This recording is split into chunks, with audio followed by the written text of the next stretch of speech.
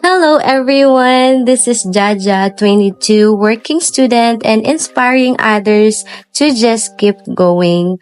Nakaligo na ba ang lahat? Tara, samahan niyo ako sa panibagong araw. Today is a Sahod Day. So mamaya pa yung ship ko at sem break namin ngayon. Pero pupunta ako sa school para malaman ang grades ko. Kaya tara, samahan niyo ako. Dito pala ako nag-aaral. Hello, Kuya Guard. Wala ganong student ngayon kasi wala nang pasok. Nag-aalala lang talaga ako sa grades ko kasi isa sa struggle talaga ang time management kapag nag-school ka tapos nag-work ka pa. Kaya madalas may namimiss akong activity. Ito pala yung office ng prof ko. Hinakabahan ako niyan. Pero, thank you Lord, pasado ako. Papauwi na sana ako nang naisip kong bigyan ng reward ang sarili ko. Kung nanonood ka, sign na din ito para i-treat mo ang sarili mo. Deserve mo din naman. Dito lang ito, malapit sa school namin. Top coat ang name nila. Kaya tara, pasok tayo.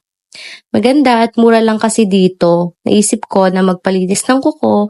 Madalas kasi ako lang yung naglilinis ng kuko ko. Sayang kasi yung pera. Ayan, for the chika na ang person. Next naman, try natin magpa-eyelash extension. Wala talaga akong pilik mata, kaya sa mahabang pilik mata, sana all na lang talaga. Muntik na akong makatulog dyan, grabe ba? Pero sige, tiis ganda. Ayan. Dito parang nananalangin na ako. First time ko kasing magpapa-wax.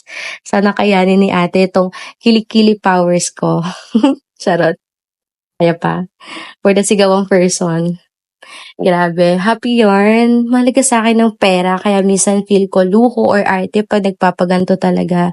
Pero today, I realized na hindi lang puro trabaho. Huwag sana nating kalimutan alagaan ang sarili natin. At dahil dyan, kakain tayo. Bigla akong nagutom. Katabi lang ng SM ang work ko. Kaya tara, cheat day muna tayo. Deserve mo naman kumain ng masarap dahil pinagpaguran mo. Sabi nga nila, huwag mong titiparin ang sarili mo sa pagkain. Sarap siguro niyan. Yeah, milk tea.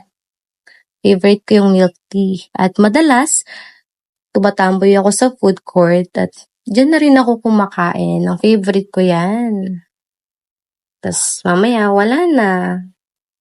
Ang sarap siguro dito mamili sa SM dahil yung tipong di mo tinitignan yung presyo. Aminin nyo, pangarap nyo din yun.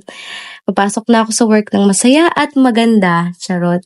Today, I realized na hindi arte o luxury ang pag-aalaga sa sarili, kundi necessity.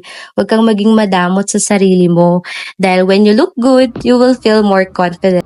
Invest in yourself. Make yourself happy. You deserve it because you're worth it. Happy shift, everyone. Buyers!